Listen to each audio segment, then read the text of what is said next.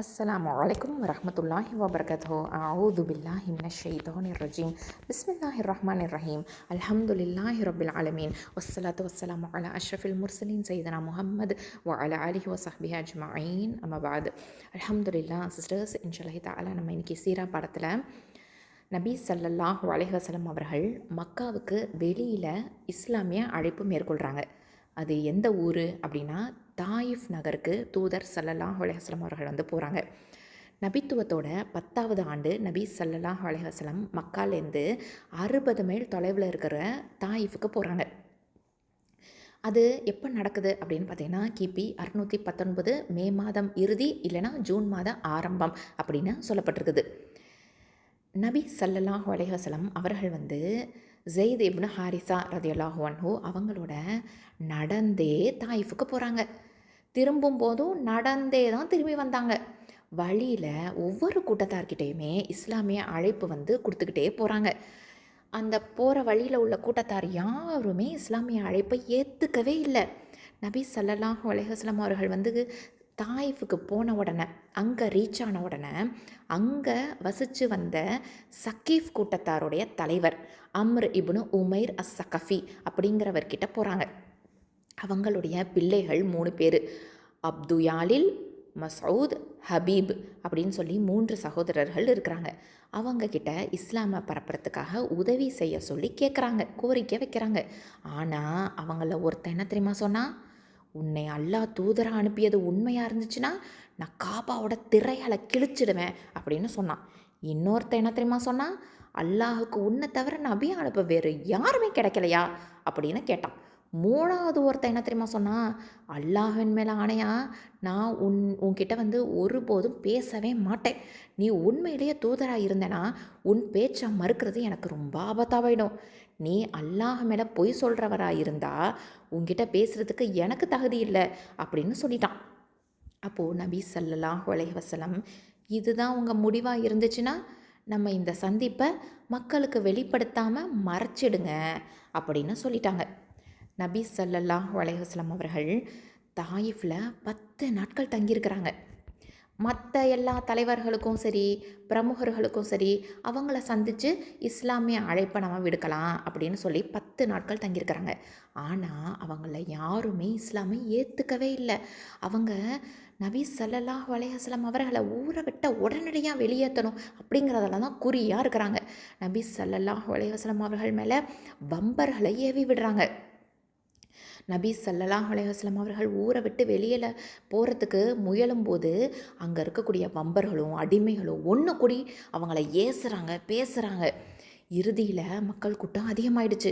அவங்க எல்லாருமே 2 அணிகளாக நின்றுக்கிட்டு நபி ஸல்லல்லாஹு அலைஹி வஸல்லம் அவர்கள் மேலே கற்களை எறிகிறாங்க. அதிகமான கற்களை நபி ஸல்லல்லாஹு அலைஹி வஸல்லம் அவர்களுடைய குதிக்கால் நரம்பை நோக்கி எறிகிறாங்க. அவங்களுடைய பாதணிகள், செருப்பு இருக்குது பார்த்திங்களா, அது இரத்த கரையாயிடுச்சு. நபி ஸல்லல்லாஹு அலைஹி வஸல்லம் அவங்களோட இருந்த ஜெயித் இப்னு ஹாரிஸா ரதியல்லாஹு அன்ஹு அவங்க நபி அவர்களை காப்பாற்றுறதுக்காக அவங்கள தன்னையே கேடயமாக்கிக்கிட்டாங்க. இதனால் அவங்களுடைய தலையில் ரொம்ப ரொம்ப பலத்த காயம் ஏற்பட்டிருந்துச்சு. தாயிஃப்லேருந்து 3 மைல் தொலைவில் இருக்கக்கூடிய ரபியாவுடைய மகன்களாக இருக்கக்கூடிய உத்பா, ஷைபா அப்படின்னு 2 பேர், அவங்களுக்கு சொந்தமான தோட்டம் அங்கே இருந்துச்சு. நபி ஸல்லல்லாஹு அலைஹி வஸல்லம் அவங்கள அடிச்சுக்கிட்டே போகிறாங்க மக்கள். நபி ஸல்லல்லாஹு அலைஹி வஸல்லம் அவர்கள் அந்த தோட்டத்துக்குள்ளார பூந்துடுறாங்க. அங்கே போய் திராட்சை தோட்ட பந்தல் நிழலில் உட்கார்றாங்க. அப்போ தான் மிக பிரபலமான ஒரு பிரார்த்தனை நபி ஸல்லல்லாஹு அலைஹி வஸல்லம் அவங்க அல்லாஹ்கிட்ட வேண்டுறாங்க. நபி ஸல்லல்லாஹு அலைஹி வஸல்லம் அவர்களுடைய உள்ளம் எப்படி இருந்திருக்கும்னு யோசித்து பார்ப்போமே. அவங்களுக்கு நேர்ந்த கொடுமைகளை நினச்சி பார்ப்போமே. அவங்க எப்படி வேதனை அடைஞ்சிருப்பாங்க இல்லையா? தாயிஃப் மக்கள் இஸ்லாத்தை ஏற்காததுனால எவ்வளவு துக்கத்துக்கு ஆளாயிருப்பாங்க. அந்த நேரத்தில் இந்த ஒரு பிரார்த்தனையை நபி ஸல்லல்லாஹு அலைஹி வஸல்லம் அவர்கள் கேட்குறாங்க. அந்த பிரார்த்தனையை நம்ம தெரிஞ்சுக்கலாமா? எப்படி தெரியுமா கேட்குறாங்க? அல்லாஹுவே, என் ஆற்றல் குறைவையும் என் திறமை குறைவையும் மனிதர்களிடம் நான் மதிப்பின்றி இருப்பதையும் உன்னிடமே முறையிடுகிறேன். கருணையாளர்களிலெல்லாம் மிகப்பெரிய கருணையாளனே, நீதான் எளியோர்களை காப்பவன், நீதான் என்னை காப்பவன். நீ என்னை யாரிடம் ஒப்படைக்கிறாய்? என்னை கண்டு முகம் கடுகடுக்கும் அந்நியனிடமா, அல்லது என் காரியத்தை நீ உரிமையாக்கி கொடுத்திடும் பகைவனிடமா? உனக்கு என் மீது கோபம் இல்லையானால் இந்த கஷ்டங்களையெல்லாம் நான் பொருட்படுத்தவே மாட்டேன். எனினும் நீ வழங்கும் சுகத்தையே நான் எதிர்பார்க்கிறேன். அதுவே எனக்கு மிக விசாலமானது. உன் திருமுகத்தின் ஒளியினால் இருள்கள் அனைத்தும் பிரகாசமடைந்தன.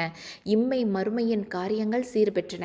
அத்தகைய உன் திருமுகத்தின் ஒளியின் பொருட்டால் உன் கோபம் என் மீது இறங்குவதிலிருந்தும் அல்லது உன் அதிருப்தி என் மீது இறங்குவதிலிருந்தும் நான் பாதுகாவல் கோருகிறேன். அல்லாஹுவே, நீயே பொருத்தத்திற்குரியவன். நீ பொருந்தி கொள்ளும் வரை உன் கோபத்திலிருந்து பாதுகாப்பு தேடுகிறேன். அல்லாஹுவே, பாவத்திலிருந்து தப்பிப்பதும் நன்மை செய்ய ஆற்றல் பெறுவதும் உன் அருள் இல்லாமல் முடியாது அப்படின்னு இந்த அழகான துவாவை நபி ஸல்லல்லாஹு அலைஹி வஸல்லம் அவர்கள் அல்லாஹ் கிட்ட கேட்குறாங்க. ஒரு தடவை இந்த சம்பவத்தை பற்றி ஆயிஷா ரலியல்லாஹு அன்ஹா நபி ஸல்லல்லாஹு அலைஹி வஸல்லம் அவர்கள்கிட்ட என்ன தெரியுமா கேள்வி கேட்குறாங்க? உஹது போரை விட கடுமையான நாள் ஏதாவது உங்கள் வாழ்க்கையில் வந்திருக்குதா அப்படின்னு சொல்லி கேட்குறாங்க. ஏன்னா உஹது போர் ரொம்ப ரொம்ப கஷ்டப்பட்டாங்க நபி ஸல்லல்லாஹு அலைஹி வஸல்லம் அவர்கள். அவங்களுடைய பல்லு ஷஹீதாக்கப்பட்டுச்சு இல்லையா? ஸோ அவங்களுடைய உடம்பு அவங்க ஃபிசிக்கலாக ரொம்ப அட்டாக் பண்ணப்பட்டாங்க. ஸோ அந்த போரை விட உஹது போரை விட கடுமையான நாள் ஏதாவது உங்கள் வாழ்க்கையில் வந்திருக்குதா அப்படின்னு சொல்லி கேட்டிருக்காங்க ஆயிஷா ரலியல்லாஹு அன்ஹா. அதுக்கு நபி ஸல்லல்லாஹு அலைஹி வஸல்லம் அவர்கள் என்ன தெரியுமா சொல்லியிருக்கிறாங்க? ஆமாம், அதாவது உன் கூட்டத்தாரின் மூலம் நான் பல துன்பங்களை சந்திச்சிருக்கிறேன். அதில் நான் சந்தித்த துன்பங்களையே மிக கடுமையானது யௌமுல் அக்கபா அப்படிங்கிற தினத்தில் ஏற்பட்ட வேதனை தான் அப்படின்னு சொல்லியிருக்கிறாங்க. நான் அப்துயால் மகன்கிட்ட அறிமுகப்படுத்திக்கிட்டேன். ஆனால் அவன் என் அழைப்பை ஏற்றுக்கவே இல்லை. நான் கவலையோடு திரும்ப மக்காவை நோக்கி பயணமானேன். இப்போது கர்னுல் மனாசில் அப்படிங்கிற பெயர் கொண்ட கர்னு சாலிப் அப்படிங்கிற இடத்துல தங்குனேன். அங்கே எனக்கு முழுமையான நினைவே அப்போ தான் எனக்கு நினைவே திரும்புது. நான் தலையை தூக்கி பார்த்தேன். அப்போ அவங்க அன்கான்ஷியஸாக ஆகிட்டாங்க. அப்போது அவங்க கான்ஷியஸாக ஆகும்போது தான் தலையை தூக்கி பார்க்குறேன். என் தலைக்கு மேலே ஒரு மேகம் நிழலிட்டு இருந்துச்சு. அந்த மேகத்தில் ஜிப்ரீல் இருந்தார். அவர் என்னை அழைச்சி நிச்சயமாக அல்லாஹ் நீங்கள் உங்கள் கூட்டத்தார்கிட்ட பேசியதையும் அவங்க உங்களுக்கு சொன்ன பதிலையும் கேட்டுட்டு இருந்திருக்கான். அல்லாஹ் கேட்டுட்டான். இந்த மக்கள் விஷயத்தில் நீங்கள் விரும்பியதை மலக்குல் ஜிபாலுக்கு நீங்கள் ஏவுங்க அப்படின்னு சொன்னாங்க. மலக்குல் ஜிபால்னா யார்? மலைகளின் மலக்கு. மலைகளுடைய மலக்குக்கு நீங்கள் ஏவுங்க அப்படின்னு சொன்னார். அவரை உங்ககிட்ட அனுப்பியிருக்கிறான் அப்படின்னு இந்த செய்தியை யார் சொன்னால்? ஜிப்ரீல் அலைஹிஸ்ஸலாம் சொல்கிறாங்க. மலக்குல் ஜிபாலை என்னை அழைச்சி எனக்கு சலாம் சொன்னார். முகமதே, ஜிப்ரீல் சொன்ன மாதிரி அல்லாஹ் என்னை உங்களிடம் அனுப்பியிருக்கிறான். நீங்கள் என்ன விரும்புகிறீங்க? நீங்கள் விரும்பினா இந்த 2 மலைகளையும் கொண்டு நசுக்கிடுறேன். இந்த தாயிஃப் மக்களை இந்த 2 மலைகளையும் கொண்டு நசுக்கிடுறேன் அப்படின்னு மலக்குல் ஜிபால் சொல்கிறாரு. அதுக்கு நபி ஸல்லல்லாஹு அலைஹி வஸல்லம் கருணை மிக்க நபியாச்சே, அவங்க என்ன தெரியுமா சொன்னாங்க? நான் அதை விரும்பவே மாட்டேன். ஆனால் அவங்களிலிருந்தே, அதாவது அவங்களுடைய ஃப்யூச்சர் ஜென்ரேஷன்ஸு அல்லாஹுவை மட்டுமே வணங்கி அவனுக்கு இணை வைக்காதவர்களை அவன் உருவாக்குவான், அல்லாஹ் உருவாக்குவான் அப்படின்னு நான் ஆதரவு வைக்கிறேன் அப்படின்னு சொல்லியிருக்கிறாங்க. சுபஹானல்லாஹி வபிஹம்திஹி. நம்மெல்லாம் இதுலேருந்து எப்பேற்பட்ட படிப்பினை எடுக்கணும்? நமக்கு யார் மேலேயாவது கோவம் வந்துச்சுன்னா அவங்க அப்படி செஞ்சிடணும் இப்படி செஞ்சிடணும் அப்படின்னு சொல்லி அவங்க மேலே கோபப்படுறோம், பழிக்கு பழி வாங்கணும்னு நினைக்கிறோம். ஆனால் நபி ஸல்லல்லாஹு அலைஹி வஸல்லம் அவர்கள் எப்பேற்பட்ட கருணை மிக்கவங்க, இரக்கம் கொண்டவங்க. இப்படி ஒரு துவா அதாவது எப்படி நினச்சிருக்கிறாங்க அப்படின்னு பாருங்கள். அதாவது அவங்களுடைய ஃப்யூச்சர் ஜென்ரேஷன் அல்லாஹ் வணங்கக்கூடியவங்களாக இருப்பாங்களே, அப்போது அவங்கள இப்போ நசுக்கிடக்கூடாதே, அவங்கள இப்போ அழிச்சிடக்கூடாதே அப்படின்னு நினச்சிருக்கிறாங்க. சுப்ஹானல்லாஹ். நபி ஸல்லல்லாஹு அலைஹி வஸல்லம் அவர்களுடைய தனித்தன்மை நமக்கு தெரியுது இல்லையா? எப்படிப்பட்ட ஒரு மகத்தான பண்புள்ளவங்களாக இருந்திருக்கிறாங்க அப்படிங்கிறத நம்ம தெரிஞ்சுக்கிறோம். சுப்ஹானல்லாஹி வபிஹம்திஹி. தாயிஃப் பயணத்தோட கால பின்னணி என்ன அப்படின்னு பார்த்தீங்கன்னா, நபித்துவத்தோட 10வது ஆண்டு, கிபி 619 மே இறுதி இல்லைனா ஜூன் ஆரம்பம்னு சொல்லப்படுது. இது வந்து தாயிஃப் வந்து எங்கே இருக்குது? மக்காலேருந்து 60 மைல் தொலைவில் இருக்குது. இங்கே யார் யார் போனால் நபி ஸல்லல்லாஹு அலைஹி வஸல்லம் அவர்கள் ஸெய்த் இப்னு ஹாரிஸா ரலியல்லாஹு அன்ஹு கூட போகிறாங்க. எப்படி போகிறாங்க? கால்நடையாக நடந்தே தான் போகிறாங்க. தாயிஃபில் அழைப்பு விடுக்கிறாங்க. வழியில் இருந்த ஒவ்வொரு கூட்டத்தார்கிட்டையுமே இஸ்லாமிய அழைப்பு விடுக்கிறாங்க. ஆனால் யாருமே ஏற்றுக்கவே இல்லை. அதுக்கப்புறமா சக்கீஃப் தலைவர்கிட்ட அழைப்பு விடுக்கிறாங்க. அவங்களுடைய 3 சகோதரர்கள், அவங்க பிள்ளைகள் வந்து 3 சகோதரர்கள். அவங்க யார்? அப்து யாலில், மசூத், ஹபீப். இவங்க வந்து ஒவ்வொருத்தவங்களும் ஒவ்வொரு பதிலை சொல்கிறாங்க. ஒருத்தன் என்ன சொன்னால், நீ உண்மையான தூதராக இருந்தால் காபோட திரையாக கிழிப்பேன்னா. இன்னொருத்தன் என்ன சொன்னால், அல்லாஹுக்கு உன்னை தவிர நபியாக கிடைக்க வேறு யாருமே கிடைக்கலையா அப்படின்னு வேற கேட்டான். 3ஆவதாக ஒருத்தன் என்ன சொன்னால், நீ உண்மையான நபினா மறுப்பது ஆபத்தாயிடும், பொய்யானவனாக இருந்தால் உன்னிடம் பேசுகிறதுக்கு தகுதி இல்லை அப்படின்னு சொல்லிட்டான். ஸோ இந்த மாதிரி மரியாதை இல்லாமல் ரொம்ப வந்து இல்ட்ரீட் பண்ணாங்க நபி ஸல்லல்லாஹு அலைஹி வஸல்லம் அவர்களை. நபி ஸல்லல்லாஹு அலைஹி வஸல்லம் அவர்களுடைய வேண்டுகோள் எப்படி இருந்துச்சு? இந்த உரையாடலை மக்கள்கிட்ட வெளியிட்றாதீங்க, இதை மறைச்சிடலாம் அப்படின்னு சொன்னாங்க. அதுக்கப்புறம் அந்த ஊரில், தாயிஃப்ங்கிற ஊரில் எத்தனை நாள் தங்கியிருந்தாங்க? 10 நாட்கள் தங்கி அழைப்பு விடுத்துக்கிட்டே இருக்கிறாங்க, தாவா பண்ணிக்கிட்டே இருக்கிறாங்க. எல்லா தலைவர்களையுமே சந்திக்கிறாங்க, பிரமுகர்களை சந்திக்கிறாங்க. யாருமே இஸ்லாத்தை ஏற்றுக்கவே இல்லை. உடனடியாக நகரை விட்டு போகணும்னு வற்புறுத்துகிறாங்க, அவமதிக்கிறாங்க, கேலி செய்கிறாங்க. அதுக்கப்புறம் என்ன நடந்துச்சு? இறுதியாக கல் எடுத்து எறிகிறாங்க. உடல் வேதனையாக்கப்படுது. வம்பர்களும் அடிமைகளும் ஒன்று கூடிட்டாங்க. 2 அணிகளாக நின்றுக்கிட்டு கற்களை எறிகிறாங்க. குதிக்காலில் ரத்தம் கொட்டுற அளவுக்கு காயம் ஏற்படுது. பாதணிகள் ரத்தத்தில் நனைஞ்சு போகுது. ஸெய்த் ரலியல்லாஹு அன்ஹு அவங்க உடலால் காப்பாற்றுறதுக்கு முயற்சி செய்கிறாங்க. ஒரு கேடயமாக விளங்குறாங்க. அதனால் அவங்களுக்கு தலையில் பெரிய காயம் ஏற்பட்டுருது.